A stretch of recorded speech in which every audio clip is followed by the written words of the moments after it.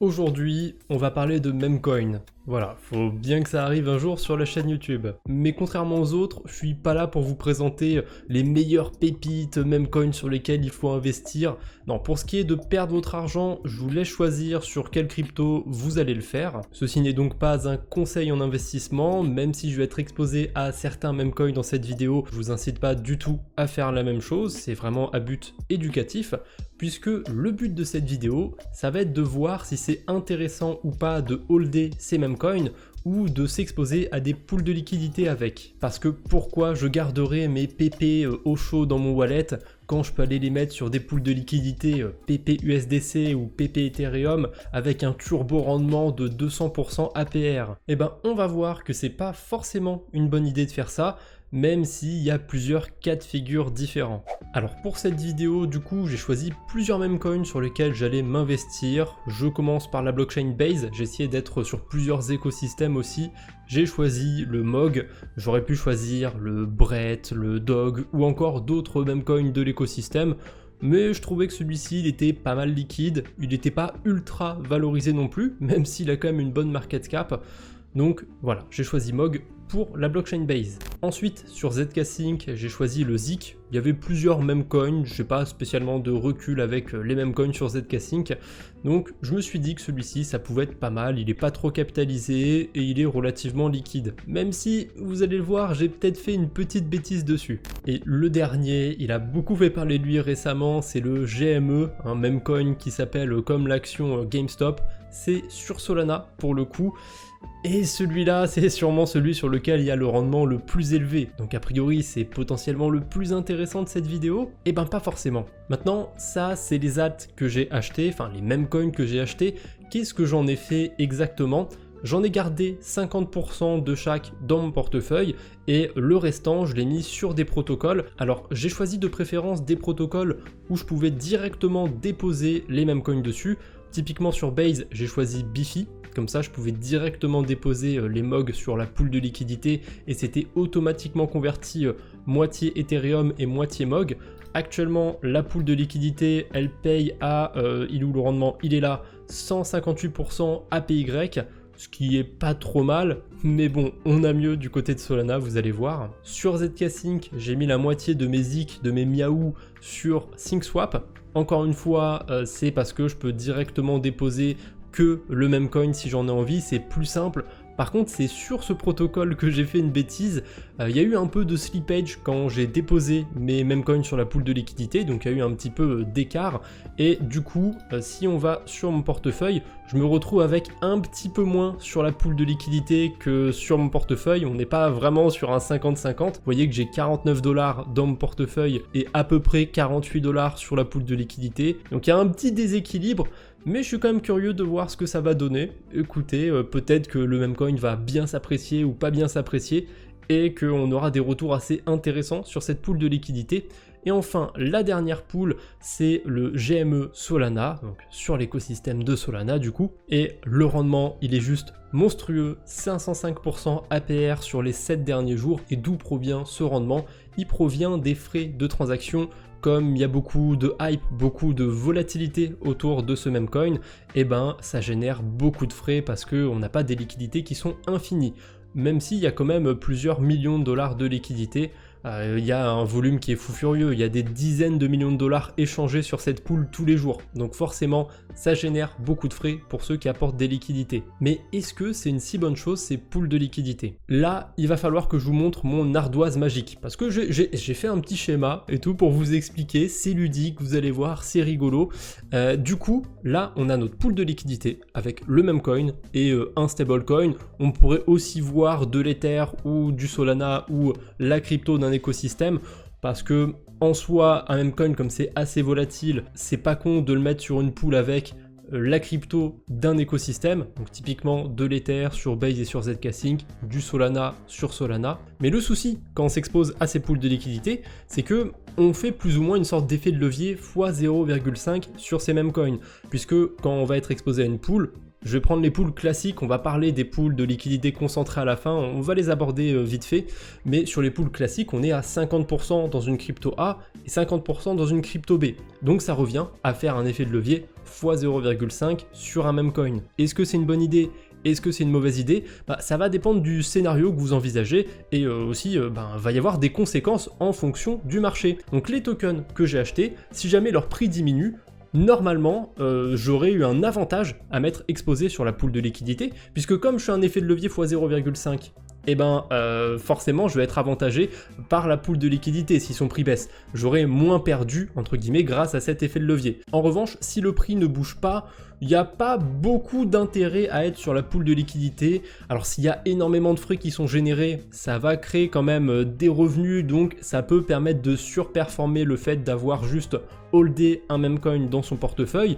Mais c'est là qu'on arrive au point le plus important de la vidéo. Si un même coin performe bien, il va exploser la performance de la pool de liquidité, puisque vous avez un effet de levier encore une fois. Donc si vous holdez le même coin et qu'il fait un x10, vous allez faire x10, mais si vous êtes sur la pool de liquidité, vous n'allez pas du tout faire un x10. Je suis quand même curieux de voir si dans les faits ça va être le cas.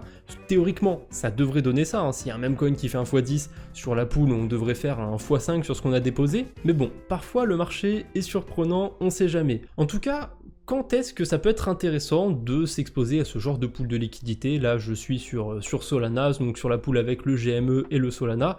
Je vois plusieurs cas de figure dans lesquels ça peut être intéressant. Le premier cas de figure, c'est vous avez déjà une bonne partie de ces mêmes coins dans votre portefeuille et vous n'êtes pas sûr à 100% de s'il peut continuer de pumper ou pas. Et dans ce cas-là, en mettre une partie sur une pool de liquidité, ça peut vous permettre de limiter un petit peu le risque, d'éviter d'avoir moins de pertes si jamais on est sur l'ATH du même coin.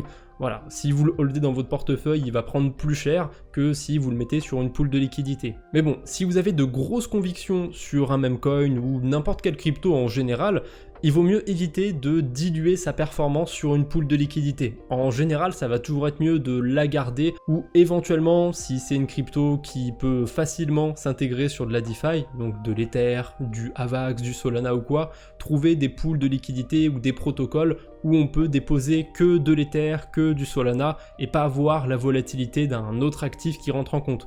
Donc typiquement le staking, le lending, etc. Et il y a un autre cas de figure où ça peut être intéressant de s'exposer à ces pools de liquidité sur des mêmes coins, c'est si on veut essayer de surfer certains narratifs. Par exemple, sur la blockchain Base, on a eu toute une hype pendant un moment des mêmes coins sur la blockchain Base, donc mettre un petit peu d'Ethereum directement et pas de même coin, mettre un petit peu d'Ether ou de stablecoin sur une pool MOG ETH ou BRET ETH ou BRET USDC ou peu importe, ça peut permettre d'essayer de spéculer un petit peu sur les mêmes coins, mais avec un effet de levier réduit. Voilà, si jamais on se plante, on va avoir un peu moins de pertes. Si jamais on gagne, si jamais ça va à la hausse, on aura un peu moins de gains. Donc c'est quelque chose à prendre en compte, ça peut permettre de faire un effet de levier. Et c'est vrai que la plupart de ces mêmes coins, il n'y a pas moyen de les trader entre guillemets, il n'y a pas moyen de faire de l'effet de levier dessus. Donc ça peut être un moyen alternatif, ces pools de liquidité. Paradoxalement, l'aspect de venir juste apporter des liquidités pour générer du rendement, je trouve que c'est une mauvaise idée sur ces mêmes coins. Alors avec des rendements très élevés comme ça, on pourrait se dire que ce serait intéressant de faire des stratégies delta neutre par exemple. J'en ai parlé il n'y a pas très longtemps sur la chaîne YouTube. C'est un sujet qui est assez intéressant, mais sur les mêmes coins ça marche pas puisque si on est exposé à la pool de liquidité, ce sera notre exposition à la hausse sur le même coin. Et il faut que d'un côté on puisse avoir une exposition à la baisse, qu'on puisse emprunter ou shorter ce même coin, et c'est très rarement possible. Ou alors dans certains cas on peut emprunter des mêmes coins, je pense à des protocoles de farming avec levier, mais ça coûte super cher à emprunter, donc c'est pas optimal du tout. Je pense qu'on a fait le gros des scénarios, il y a peut-être d'autres mondes aussi où on peut envisager de s'exposer à ces pools de liquidité. Si jamais vous avez des exemples ou que vous avez des idées, postez-les en commentaire. Et on va terminer par les pools de liquidité concentrés. J'en ai une sous la main, voilà, il y a le token Mother en ce moment qui est pas mal hypé sur Solana. Les pools de liquidité concentrés, c'est ce qu'on va retrouver sur Maverick, sur Uniswap V3, donc sur Raydium aussi, sur plein de protocoles, ça se fait de plus en plus. Le souci des pools de liquidité concentrés, c'est que plutôt l'avantage des pools de liquidité concentrés, c'est que c'est très bien pour les gens qui viennent faire des swaps Par contre, pour ceux qui viennent déposer des liquidités, c'est pas optimal. En fait, quand on vient s'exposer à ces pools de liquidités, il faut avoir une idée de l'écart de prix dans lequel on veut échanger le même coin. On va prendre un exemple tout bête, ce sera peut-être pas la bonne valeur par rapport à ce même coin, mais admettons qu'il vaille 1 $, et ben on va pouvoir choisir de trader le même coin entre 50 centimes et 2 $, ou entre 3 $ et 8 $, ou entre 20 centimes et 50 centimes. Vous voyez, on peut être aussi en dessous, au-dessus de son prix, mais du coup ces pools de liquidités, elles sont beaucoup moins prévisibles, puisque il faudrait prévoir en fait la volatilité d'un actif pour savoir le rendement à l'avance, donc c'est très compliqué de faire ce genre de stratégie sur des pools concentrés. C'est pour ça que les pools classiques de type Uniswap V2, donc celle qu'on a sur Raydium ici avec le GME et le Solana, celle que j'ai sur Bifi Finance, celle que j'ai sur ThinkSwap, ces pools de liquidité là, elles vont être beaucoup plus intéressantes quand on veut venir faire des carabistouilles avec des mêmes coins. Après, si vous êtes un expert, si vous vous y connaissez bien en liquidité concentrée, je vous interdis pas d'utiliser ces pools là, mais c'est vraiment pour des utilisateurs qui sont très confirmés sur la DeFi, qui savent ce qu'ils font. Si vous êtes un peu moins confirmé, mais que vous avez quand même certaines convictions, quoi que ce soit, je vous conseille clairement pas ces pools de liquidité. Allez plutôt sur ThinkSwap, sur Bifi, sur des protocoles avec des pools 50-50. C'est vraiment le plus simple. Bref, ceci étant dit, mon portefeuille, il est là, il bouge pas. Vous pouvez d'ailleurs le traquer, il n'y a pas de souci. Je vous mettrai le lien dans la description. De toute façon, au moment où la vidéo sortira, l'expérience sera déjà finie entre guillemets. Je sais pas si je vais la poursuivre au-delà des 1 semaine, ça va dépendre. Si jamais il y a un même coin qui fait peut-être 1 x 2, 1 x 3, pas impossible que je le laisse un peu plus longtemps pour voir. Mais ça va être intéressant aussi de voir s'il y a des mêmes coins qui se plantent, s'il y en a qui stagnent, s'il y en a qui montent fort. Est-ce qu'on va avoir des scénarios différents? J'aurais peut-être dû m'exposer à plus de mêmes coins pour avoir plus de scénarios possibles et pouvoir en tirer des conclusions. Mais écoutez, on verra. Peut-être qu'au cours de cette semaine, je vais décider de rajouter des mêmes coins dans l'équation, c'est pas impossible. Mais pour l'instant, je compte rester sur ces trois-là. Et je vous ai pas montré aussi du côté de Step Finance. Pour ceux qui ne connaissent pas, sur Solana, on peut traquer ses cryptos avec Step Finance. C'est l'équivalent de D-Bank sur Solana, ça fonctionne très bien. Et là, j'ai du coup la moitié de mes GME dans mon portefeuille, j'en ai pris pour 62 $. À vrai dire, il me restait un petit peu de token wormhole et je me suis dit, on va les faire travailler un petit peu, on va les foutre sur la pool de liquidité. Je les ai mis ce matin et j'enregistre la vidéo quelques heures après avoir déposé les cryptos sur la pool. Et on voit déjà qu'il y a eu un impact, on voit déjà qu'il y a moins sur la pool de liquidité que ce que j'ai hold dans mon portefeuille. Très curieux de voir ce que ça va donner sur 1 semaine. Allez, j'ai assez blablaté, on se retrouve dans 1 semaine. Voilà, je suis de retour et finalement, il s'est pas passé 1 semaine, il s'est passé quasiment 15 jours depuis la première partie. Pourquoi j'ai laissé passer autant de temps? Eh ben parce que le marché il n'était pas hyper favorable, mais étonnamment, malgré le fait qu'on ait bien baissé, que sur les altcoins c'était un bas de sang, il y a un des 3 mêmes coins qui a très bien performé. Alors il n'est pas non plus sur 1 x 50, mais il est en positif malgré que tout soit dans le rouge aujourd'hui. Donc on peut dire qu'il a surperformé le marché. Je vous laisse essayer de deviner quel alt c'est. Et on perd pas plus de temps, on va commencer par voir le premier, un des deux qui s'est planté. Donc ce même coin, c'est le GME en bon français, on est du côté de Solana. Dessus j'avais mis à peu près 120 $, donc 60 $ dans le portefeuille et 60 $ sur la pool de liquidité. J'ai déjà fait tous les calculs et j'ai noté les résultats sur un petit fichier texte. Vous pouvez refaire les calculs de votre côté si vous voulez. Mais en tout cas, à l'époque, ce que j'avais déposé sur le LP, ce que j'avais dans mon portefeuille, ça valait autour de 0,38, 0,39 Solana. J'en avais un petit peu moins sur le LP parce que forcément, en swappant une partie contre du Solana, je me suis tapé un peu de frais. Enfin bref, il y en a toujours un peu moins dans le LP en général. Et pour ceux qui n'ont vraiment pas suivi cette vidéo, la théorie, elle disait quoi sur le LP? Eh ben, que peu importe la performance, si elle est négative ou positive, ça applique une sorte de levier x 0,5 sur le token et du coup on devrait performer à peu près 2 fois moins bien ou 2 fois mieux que le token qui est holdé dans le wallet. Donc forcément, si on a un token qui pump, c'est pas intéressant. Par contre, si on était incertain et que le token a dumpé, c'était plutôt intéressant d'être sur la pool de liquidité. Dans mon cas, j'ai pris moins 51% sur les GME que j'ai holdé dans le portefeuille. Ça valait donc 0,39 Solana. Aujourd'hui, on est plus autour de 0,19 Solana. Donc un bon moins 51%, divisé par 2 à peu près. En revanche, ce que j'avais sur le LP, sur la pool de liquidité, on est à peu près sur un divisé par 4, ça valait 0,38 Solana, et aujourd'hui ça vaut 0,288 Solana. Normalement, on aurait dû s'attendre à avoir pile 2 fois moins que ce que je hold dans le wallet, mais comme la pool de liquidité génère des frais, et ben ça vient compenser, ça vient aider un petit peu ce que je détiens dans le LP, et du coup c'est pour ça qu'on a une meilleure performance entre guillemets sur le LP et qu'on n'est pas pile à 51 divisé par 2. C'est dans la théorie, et dans la pratique ça a marché pour GME. Par contre, je sais pas trop si c'est moi qui ai mal fait les calculs ou s'il y a un problème sur cette pool de liquidité ou quoi, mais sur Zcash, sur le Miao, ça s'est pas du tout passé comme prévu, puisque à l'époque, mon LP valait 0,013 Ether, ce que j'avais dans mon wallet, ça valait à peu près pareil.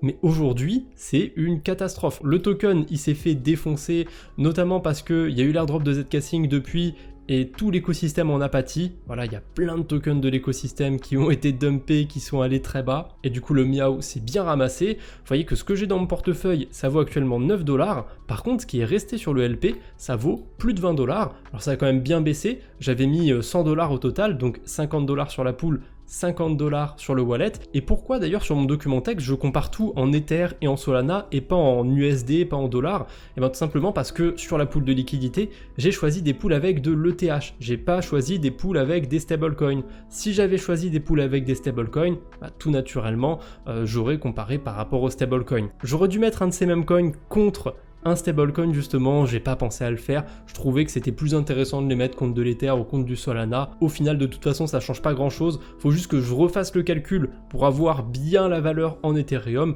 mais bon, vous en foutez parce que je l'ai fait, le calcul, et ça donne ça du côté de Miao. Ce que j'ai dans le LP, aujourd'hui, ça a pris une baisse de moins 54%, donc moins 54 x 2, ça fait moins 108%. Forcément, c'est pas possible. Par contre, ce qui s'est passé, c'est que ça a quand même pris un moins 80%. Normalement, ça prend un moins 80%, moi je m'attendais à avoir un moins 40% du côté du LP, donc je sais pas si c'est parce que SyncSwap a une pool de liquidité qui fonctionne différemment, si c'est parce que, je sais pas, peut-être que je me suis merdé dans un calcul, mais voilà, gros écart de performance. Par contre, si on regarde pas en pourcentage mais en divisé, c'est peut-être parce que la différence ici elle est passée bien au-dessus des 50% et que on doit plus fier au pourcentage pour que ce soit assez limpide, parce que si on remplace ça par des divisés, on a un divisé par 5 ici, et un divisé par 2,5 à peu près ici. Donc on retrouve bien ce ratio de x2 entre le LP et entre le wallet, mais ouais, quand on regarde les pourcentages, bah ça marche pas. Bref, peu importe, du côté de Miao, on va voir le dernier token, le MOG, et le MOG pour le coup, il a très bien performé, je sais pas trop pourquoi, honnêtement, c'est un petit peu un même coin sur lequel j'ai misé au pif, mais bah finalement j'ai plutôt bien fait. Pareil, j'avais mis 100 $ dessus, donc 50 $ à peu près dans le wallet, 50 $ sur la pool de liquidité sur Bifi, et aujourd'hui sur la pool, ça vaut 57 $. Ah, d'ailleurs, vous voyez pas bien, il y a la webcam devant. Et pour les tokens qui sont restés dans mon portefeuille, aujourd'hui ils valent 68 $. Donc déjà, ils ont quand même bien performé, hein. Par rapport au dollar, ils ont pris quasiment 40%, mais par rapport à l'Ether, comme l'Ether il a baissé un petit peu, il a quasiment pris plus 50%, c'est vraiment pas mal, et dans le LP, plus 24%. Là, on retrouve bien ce x2 à peu près, parce que 24 x 2, ça fait 48%, on a les frais qui viennent s'ajouter, donc c'est cohérent, c'est logique. Je sais pas du coup pour Miao si c'est normal les chiffres que j'ai obtenus ou s'il y a un problème, ça m'a pas l'air normal honnêtement, mais dites-moi ce que vous en pensez en commentaire, peut-être que là, je sais pas, j'arrive pas à réfléchir, j'arrive pas à voir quelque chose d'évident, mais si vous l'avez, dites-le moi en commentaire. En tout cas maintenant c'est sûr, vous savez un peu mieux comment utiliser ces pools de liquidité par rapport au même coin, et vous savez si c'est une bonne idée ou pas pour vous. En gardant le même coin dans votre portefeuille, il y aura beaucoup plus de volatilité. Donc ça, c'est bien dans les scénarios où vous êtes bullish sur un même coin et où vous avez envie de faire une performance dessus. Par contre, il faut accepter aussi le fait que si ça va pas bien, c'est encore pire que si on l'avait mis sur le LP. Et du coup, pour ceux qui choisissent le LP, ça va être une manière peut-être de se diversifier, d'avoir un portefeuille un peu plus dégène, tout en ayant une sorte d'effet de levier pour limiter un petit peu la dégènerie. Comme ça, quand on a des phases où ça retrace, on se fait pas tant manger que ça par le marché. Bien évidemment, pas de conseils en investissement, je vous montre comment utiliser ces outils, et là, c'est libre à vous d'utiliser ces outils comme bon vous semble. Bref, c'est tout ce que j'avais pour aujourd'hui, j'espère vous avoir appris des trucs avec cette vidéo, j'espère que ça vous aura plu. Si c'est le cas, abonnez-vous pour ne pas rater les futures vidéos, likez la vidéo pour m'encourager. Allez, on se retrouve bientôt j'espère, d'ici là portez-vous bien, Salut tout le monde!